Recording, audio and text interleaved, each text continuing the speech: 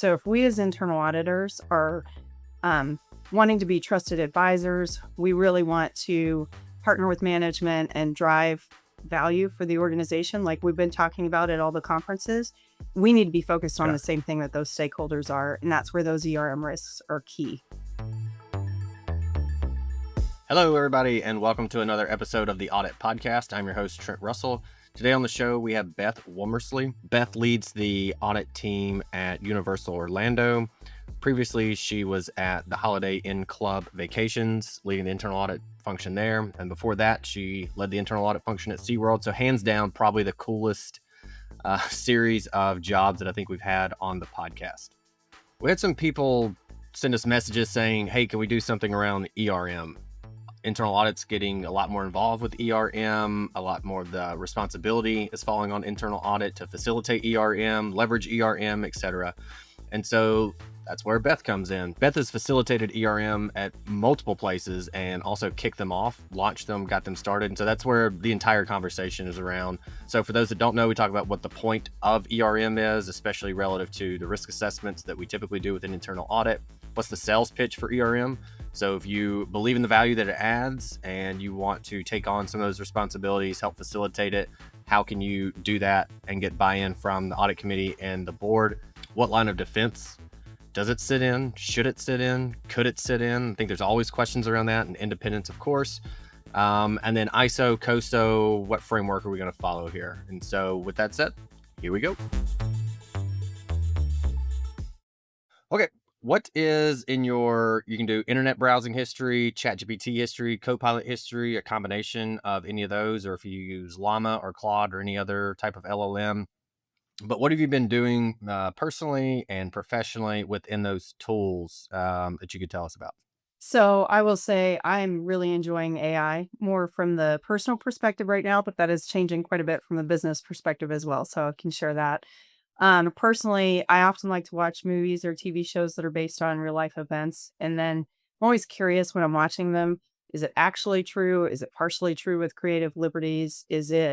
Um, is that part of the movie completely fictional? So I found ChatGPT to be very helpful. I could just plug it in right there and ask the questions. Recently, we were watching Deepwater Horizon with the kids. They'd never seen it. Mm-hmm. They're huge Mark Wahlberg fans, so we decided to watch it.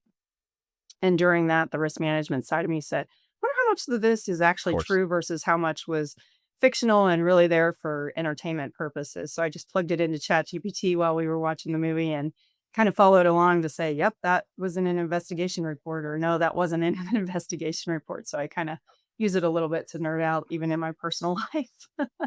Nice. Um, Most recently in professional life, I was a speaker at the Institute of Internal Auditors GAM conference. So I built my presentation and then I wanted to really make sure that the presentation aligned with IIA standards, COSO, NC State's ERM initiatives. So after preparing it, I used ChatGPT to help me align and make sure that what I had in my presentation lined up with the authoritative guidance. So it's been very helpful. And then on the professional side as well, I just met with our legal team that's heading up the AI board at our company, and we are going to start implementing it where we can. I think most companies have some sort of tiered classification within their data. So we talked about what we can use it on, what we can't use it on, and how we could safely use it with our enterprise licenses. So we're working through what those case scenarios look like and how we're going to use it in our department, hopefully in the next month or two. So then I'll really start using it a lot more from a professional perspective. Um, Yeah. I joke a lot too because I always say I'm an accountant, I'm a CPA, so I'm mathly smart, but I'm not Englishly smart. I have found it to be extremely helpful in emails, making sure that I'm being clear and concise in emails. Yeah. I like the movie thing. I don't know if it was on the podcast or somewhere else I was talking about this, but well, we were talking about art on a different podcast, and a former CAE who's like an artist now, and like the way I judge art is the same way Andy does from The Office. If you've ever seen that, Yeah. where he goes, "This art is good, that art is bad." Like that's me. It makes no sense to me, and I can just look and go, "Yeah, I like that one. I don't like that one." Similar with movies, I don't try to figure out what's going on. I just watch. I don't get any of the foreshadowing. I don't get any of the like literary elements that are to it, and this color means this, and this is what this means, and the reason they hung on the frame for an extra 2 seconds and the guy blinked. That's what straight over my head, completely dense when it comes to that. So, and usually a movie will end and I'll go, I have no idea. Like, what was the point of what was the meaning of the ending? And so that's where I've been using it a lot too, is I'll watch a movie and then immediately go, hey, can you tell me what the ending of, I think it was Taxi Driver is what I watched recently. Can you tell me the ending of Taxi Driver and what, like, there's this like brief half a second where he sees something in the rearview mirror, I think. And I was like, what was that about? And so it's helped me understand exactly what's going on. I had to do it with White Lotus also. I was like, can you explain what just happened? So I like that one a lot. Hey, everybody, we're going to take a quick break from our guests. And if you need to get analytics or AI actually working in your internal audit department, or if you already have some of it, you feel like you're not really getting exactly what you need out of it, you know there's more, and you're not getting that, go to the show notes, look for the Greenskies Analytics link, click it. On the website, there'll be other links that you can click that'll take you directly to a calendar to schedule time. It's literally 3 clicks to get the time scheduled, to get it figured out. All right, back to the show.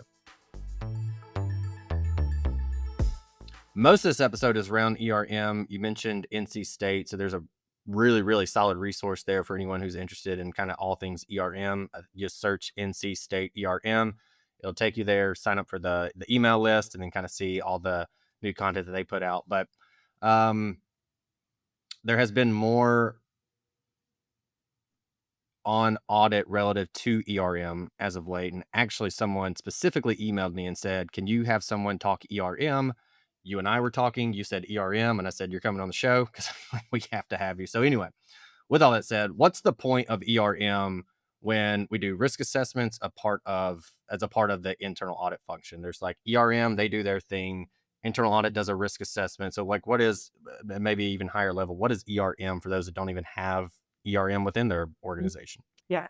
So it's actually a very interesting topic. And I've had debates with friends and colleagues around this topic exactly. So from the very first year that I implemented ERM, I did away with the internal audit risk assessment. I don't do 2 separate assessments. I do ERM and then derive my internal audit plan from the ERM results. That being said, you do have to dig in a little bit because ERM is at a very high level.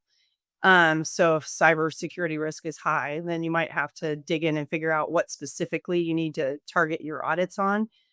So those do require some additional conversations, but rather than throwing out a broad net and saying this is all my audit universe, I'm looking at it from the perspective of what matters to our executives and to our board of directors and other stakeholders, our investors or whoever, customers, all of that.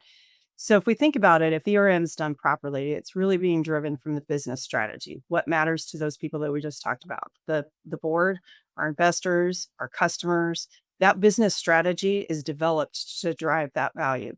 So if we as internal auditors are wanting to be trusted advisors, we really want to partner with management and drive value for the organization, like we've been talking about at all the conferences. We need to be focused on Yeah. the same thing that those stakeholders are, and that's where those ERM risks are key. So that's why I did away with, since about 2006, 2007, I have not used a Okay. separate internal audit assessment. If someone's listening going, that basically sounds like the risk assessment I do for internal audit, what are the differences, maybe key differences between the two? So the key difference is, what I've seen in more traditional internal audit assessments is you've got this standard audit risk universe that you're looking at, and you're assessing that audit risk universe. As Mm-hmm. opposed to ERM, you're really starting with the business strategy and saying, what are the key risks that might keep us from achieving those business objectives and that business strategy? What could disrupt that plan? So you're looking at it from a different perspective, not just everything that's in the organization that can be audited. You're looking at it very focused in ERM. What is our strategy and what are the key risks that could impact that strategy? And then from there, those Got are it. much higher levels. So like I talked about cybersecurity, that's going to be a very high level risk. And you then have to dig in, drill in a little bit deeper. If that is one of the ones that's high and you decide that should be as part of your internal audit plan, you do have to dig in and figure out what the objectives are going to be. You also want to make sure that you're not duplicating efforts. But if you were to go look at NC State, like we talked about earlier, they have some really great, every year they join with Protiviti and they do a survey of what the key risks are right now and then what people think the key risks are going to be in the future. And you can see that those are written at a much higher level. And you do have to dig into those, but it at least focuses your internal audit risk assessment into where the key areas are, as opposed to just looking at, what's our risk in accounts payable? What's our risk over in this operational area? So it's Okay. more pointed. The other thing that people will often say to me is, well, if I use ERM, there's risks that are going to come up high that I can't audit. So reputational risk might be an example where they say, it's intangible, it's public backlash. How do I know how to audit that? It's not about auditing that specifically, but it's looking at that risk and saying, what are we doing to mitigate ourselves if that does happen? What are our preventative controls? So branding and marketing, they probably have processes and procedures that they're looking at their ad campaigns. They're vetting their social media influencers, and they have processes that they go through. So you can do an audit that's more traditional from that perspective. Or you can look at it from the perspective of, okay, we have all these preventative controls, but what if something does still happen? What if one of the ad campaigns does fall flat and we get some public backlash on that? Um, so from there, it's more, what do we do when that happens and how well prepared are we? So I would say stepping away from the traditional historical audit type of procedure or looking at controls, running a tabletop, just like you would do with business continuity and disaster recovery. Understand where are the holes? Where did people not understand what their role was in the crisis management situation? And did we prepare the CEO in case that person is walking out to the parking lot and there's news reporters ready to ask them questions? So making sure everybody understands their role, understands who they need to talk to, um, and that you're ready to deal with crisis. So there's two different ways that you can Okay. handle it from that perspective. And for anyone, I always plug Norman Marks's blog whenever I can because probably one of the best resources for internal audit and risk management folks as well. He's been preaching this for years. Go strategy wise instead of entire audit universe. Help the organization succeed, kind of thing. So if anyone's not subscribed to that, you should be able to just search for Norman's name. I don't know, puts out 2, maybe 3 relatively short. They might take 3 minutes, 5 minutes to read a week, and there's always a lot of good stuff in there. So highly recommend that. And his thoughts on ERM in general, you can go search to that and all his books and all that stuff also. But okay, so let's say that maybe people that are listening, they're like, all right, ERM, I'm down with that. We should start doing that. How could they pitch that to get the resources that they need in order to make it happen? Is there I'm assuming there's additional software that would be really helpful. Did you need more hours from your team to put this together? Like, how can they pitch this and then be equipped on the business case to make sure that they can, or better ensure rather, that they actually get this thing Mhm. running? Yep. So I start with getting the buy-in first. Really, the executives and the board has to be behind it or it's not going to be successful. That being said, board and executives do want to know cost for anything that you're going to implement. So having something prepared without digging too deep is definitely important to have in your back pocket in case that question does pop up.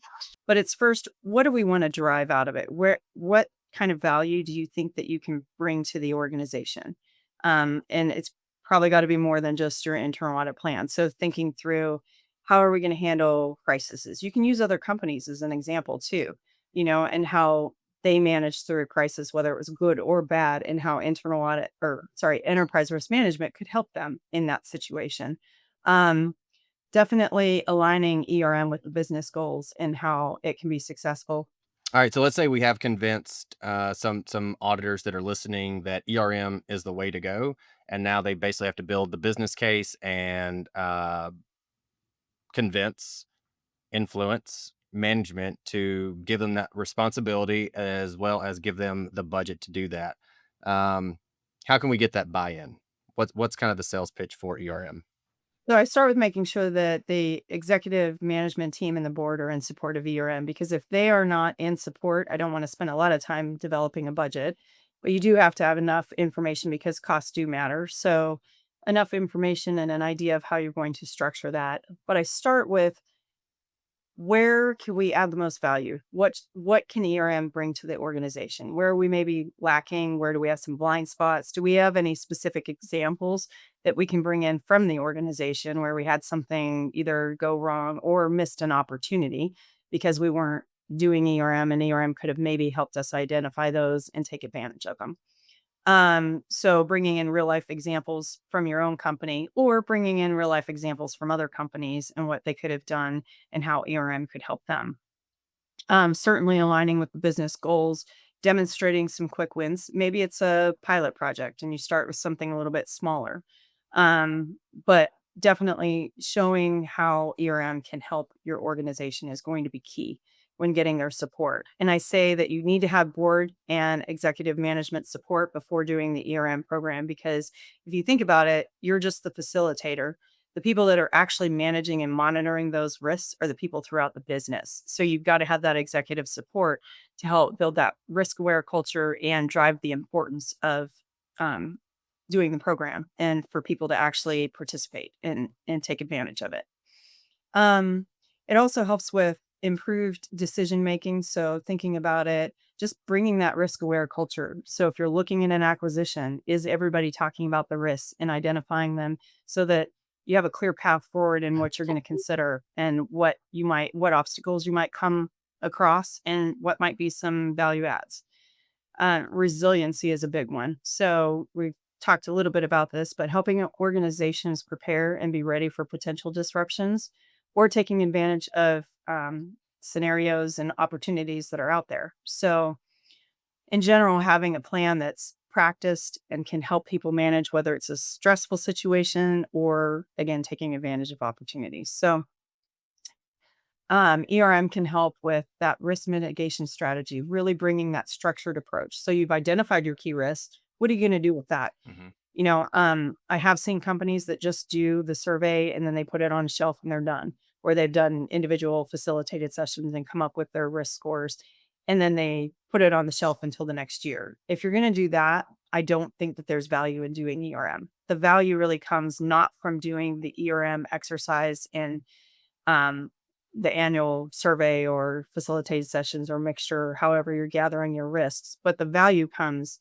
when you're actually taking those key risks, identifying the risk strategies, monitoring, managing them, creating maybe KPIs, KRIs, just watching and monitoring that process and communicating it. So, when you're considering your resources, some of the audit programs now already have tools built into it for ERM. Actually, a lot of them do. So, if you have one of those tools that has an ERM, surveys, risk maps, things of that, taking advantage of those are the best because you already have them, you're already paying for the subscription. If you're Hmm. not, I've used other tools. The first time I implemented ERM, we had to figure out how we were going to do the surveys. So we did individual facilitated sessions to identify the key risks, ran those key risks through the leadership team. We made some tweaks and changes to them, came up with the survey, but we wanted to reach out to a broader group. So we used a survey format to identify the key risks. We also gave weighting to the board and executive leadership versus the individual contributors so that we didn't skew the ratings. So that we Sure. were sure that we had proper rating from the executive and board level that have more of a holistic view of the organization and the risk landscape. And so at the time, I was using a homegrown, our own system that we had built in Access to manage our internal audit process. So it did not have any of the tools that the systems have today. So reached out to our marketing team and said, "What are you using to get our promoter scores?" They were using Qualtrics. So we just added a couple of Okay. licenses so that the internal audit team could use it. And the cost was very minimal. I think it was a few $100. So it was very easy to pitch that to be our tool to use because it wasn't a large incremental cost. And then the resources were just some of our internal audit team. So it became one of the projects that we managed. I think that's great. I think what might be even more helpful, let's assume I am the board, audit committee stakeholders that you have to convince that I have to give you the resources for ERM. So you go, you pitch me. I won't beat it up or anything, but you go. What's your pitch that other people can take? maybe other CAEs can take and go, yeah, that sounds good. I can use some of that. Let me use that. So I go back to using examples, right? So previously I worked at a company that was very healthcare focused, very heavy M&A. That's how our growth strategy was. We had some greenfields, but it was mostly M&A. And the aeromedical industry is fairly small, and the mode of transportation is primarily helicopters. So we got to a point where we'd acquired a lot of the companies within our core service industry. So the opportunity there was kind of diminishing. We had to find ways to continue to grow. So the board said, go forth. What's adjacent? What else can we still be good at? What's still within our core competencies? So here's an example where you've got an opportunity, not a risk from an Mhm. opportunity perspective. How Right. can we grow? So, because we were so ingrained in the risk aware culture already, and having those conversations, our CEOs brought forth, hey, let's go into tourism helicopters. They seem to have decent margins. They're within our core competencies. It's still operating helicopters, just a different industry.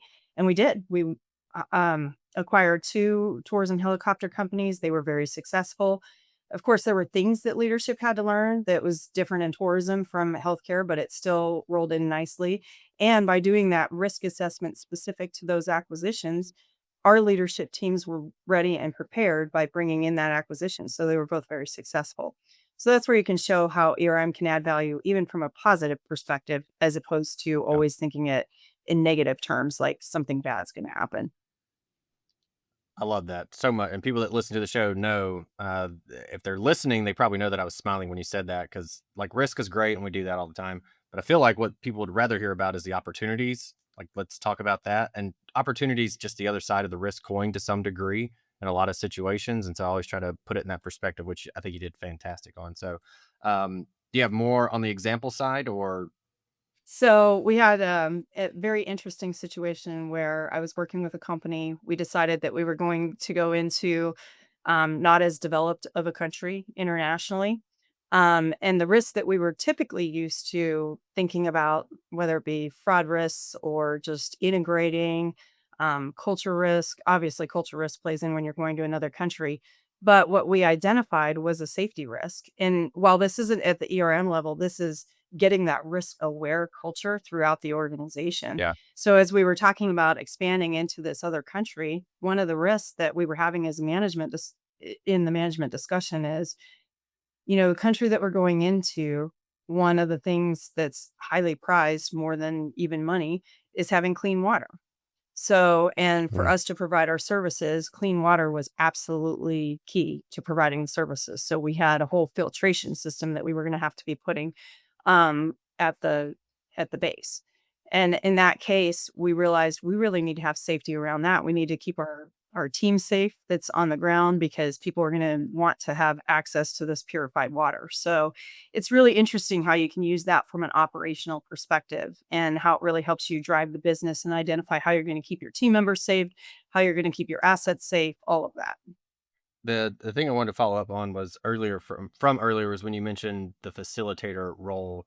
And I was talking to another CAE who said same it's the very same thing. And so she's a year in as a CAE, and I think within like the first 2 months they were like, ERM, it's yours, go. And she was like, okay, I guess.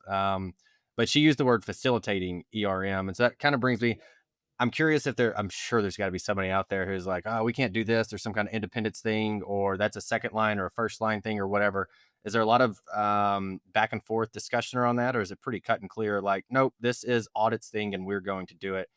I know there's some organizations who are like massive and they have their own entire ERM teams that are separate from internal audit. They do, from the ones I've talked to, they do a really good job of working together. That's not always easy, but um, I can just see someone going, independence, we're not going to do that. Yes, that is true.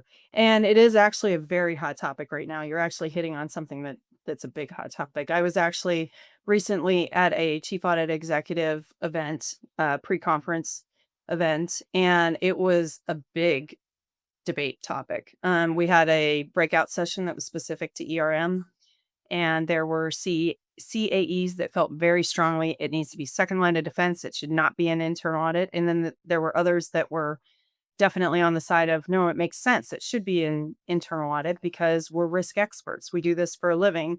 And so putting it in there, and then too, a lot of us do drive our internal audit plans off of ERM. So it's sitting within internal audit is another reason or debate for putting it under internal audit. Um, but there's a lot of people that feel strongly both ways. I think you just have to do the right lines. And I think there's the thing that you talked about is absolutely key. We're the facilitators. So we're still independent. We're not the ones that are implementing the risk mitigation strategies. We're the ones overseeing that somebody is and reporting it if it's not. So it's not that much different in my mind than doing an internal audit. Here we need a risk mitigation strategy. It's not being done, or we need a risk mitigation strategy and they're doing a great job. So gold star for you. So facilitation is really key, and that's what people need to remember. Every time I've done it, I've made sure that the board is comfortable with what our role is going to be, clearly defining it in the charter, in the ERN charter. So just like you have an internal audit charter, your audit committee charters, all of that, you should also have an ERN charter, which is guiding um, who's responsible for what. I've often included like a racing matrix to show who's responsible, who's accountable, who's consulted, and who's informed. And then that helps really clearly lay out everybody's role within the ERM program. And that can also help draw the lines of independence as well. Um, I will say at that session, the majority of the people that felt that it needed to be second line of defense, those came from highly regulated industries, primarily financial institutions, where you do commonly see it in the second line of defense. And it is truly a separate, they have the resources, they have the budget. The growing trend is that industries want ERM. They see the value in it, but they can't afford to have a completely separate department and have a whole nother set of people that have that risk background and that expertise that internal audit brings to the table. So it does make sense in a lot of cases. And in all of my CAE roles, both when I've been in industry and then when I was a partner in risk advisory services, I actually functioned as an outsourced CAE for one of my clients. In all those cases, I've owned from a facilitation perspective, owned the ERM program, but it was up to management to then, okay, here's the risk, presenting it. Management, you tell me how you're going to mitigate that risk. I'll be the reporter on that single funnel through to make sure that the audit committee is informed and the CFO and the CEO. But, management has to own those risk mitigation, which actually brings me to another interesting point too. Um, because we're not the owners, if you're doing like most companies will do some sort of ERM executive committee and then some subcommittees, to me, it's important to have those risk owners actually report out on a quarterly basis. And you probably don't have enough time for every risk owner to report on a quarterly basis, but do it on like a rotating cycle where they come in and actually present what their mitigation strategies are and where they're at in their plan, maybe where they're delayed on a project or ahead of schedule on getting something implemented and what's going well and what's not going well, presenting that to your ERM executive committee, which is typically made up of your C-suite. So then that way the C-suite can ask questions and they're really doing their job then of understanding the key risks and making sure that that monitoring and management of those risks is taking place. Okay. And so on the who owns it piece, it sounds like it's not black and white. It's not. You can make an argument for either side.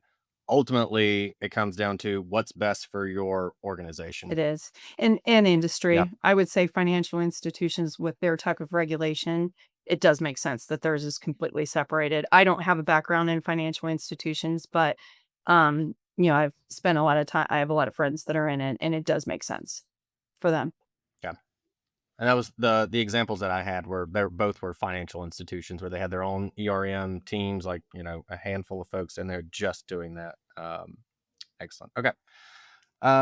Maybe a little bit more detailed if someone's going, is this ISO, COSO? What do I do? How do I do it? What am I supposed to do with this? What's the advice there? You just go, hey, whatever you know, pick it and run with it, or what's the advice you give Yeah. there?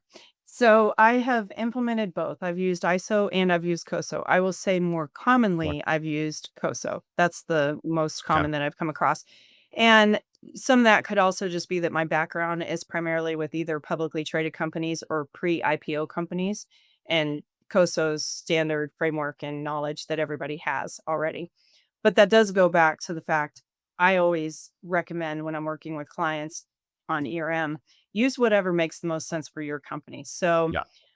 I've used both. The biggest difference that I've seen is nomenclature, but both start with business strategy at the core. Just like we talked about, you've got to start with what the strategy is and then identify your risks and opportunities based on your business strategy. And that's where your focus is for your ERM. And then identifying those risks and monitoring and managing those strategies. I always tell companies use the framework, like I said, that makes the most sense. Where I have implemented using ISO are companies that are manufacturing and technology clients that I had where ISO is just part of their everyday culture. They use ISO, Right. it's throughout their SOPs. They follow the framework. And in those cases, it makes sense because you want to make sure that ERM fits within your company, just like we talked about embedding it into the culture. It's absolutely important that it makes sense to everybody. And the buy-in comes if it's an like ISO, if you already have it in your organization, people are used to it. So sticking with what's familiar will help make the ERM program more successful. All right, so Beth, you spoke about it's like a very big trend, ERM with internal audit now, and I think that's obvious also by at least one person specifically emailing me saying, I'm seeing this trend also. Can you get some ERM folks on there? And so thank you a ton for basically being kind of our first ERM person to talk about this. And I feel like this is the appropriate level to start with if you don't have the buy-in yet, if you you need to get ERM within your organization and you need to facilitate it. How can you do that? And so I think the way you've set it up has been fantastic. The examples are great. Later on, we'll probably do some episodes with people where we go down a level and start talking a little more tactical about, okay, you have it, like you got the approval, you got the budget that you need. Now here's how you start doing it. And so that'll be future episode for those that are wondering. So anyway, thank you for being basically our first ERM person. I think it was fantastic advice. With all that said, what do you want to leave the audience with? Well, thank you for inviting me to be part of the show. And I'm very passionate about ERM if you can't tell. So I love talking about it. I would say a couple things to leave the audience with that ERM is not a checklist. It's not as stringent of a framework as maybe like a regulatory compliance type of audit or procedures or things like that. It's definitely there to be a value added program to your organization. So design it to fit your company. Make sure that it fits your culture. You design the program to fit within what your company needs and how it will be most successful and mature it over time. So that's another thing that I've often told clients crawl before you walk, walk before you run. And then, of course, as you're implementing it, start where it makes sense, but continue to mature it over time. So I had one client, excuse me, that their department was solely focused on ERM. They actually didn't have an internal audit department. They just had an ERM program. And it was great to just see them constantly doing continuous monitoring. They had a great program, but they were always looking to NC State, to Gartner, to us. I was a partner at the firm at the time. Always looking for what's the next best thing and continuing to improve that, even though they had a solid program already. So it was really an honor to work with them and be a part of that team that helped them continuously improve their ERM. So I'd say, start where you can and then grow it over time. But the one thing, lastly, is not just doing a survey and putting it on the shelf. Have enough of the program designed that you're going to do something with those results. So that at least there's some level of monitoring and managing what those key risks are. Hey everyone, thank you very much for listening to this episode of the Audit Podcast. Whatever platform you're listening on right now, I'm sure there's a subscribe button somewhere, so please hit the subscribe button there. If you're listening through iTunes or Spotify, feel free to go give us that 5-star rating. It only took me about 16 seconds to give myself a 5-star review, and it really helps to get future guests to come on the show, so we'd really appreciate that. Lastly, be sure to check out the show notes and follow us on all our social media channels on Instagram, on LinkedIn, and on TikTok. Also, if interested, please sign up for our weekly newsletter from the Audit Podcast. Thank you all. Have a great one.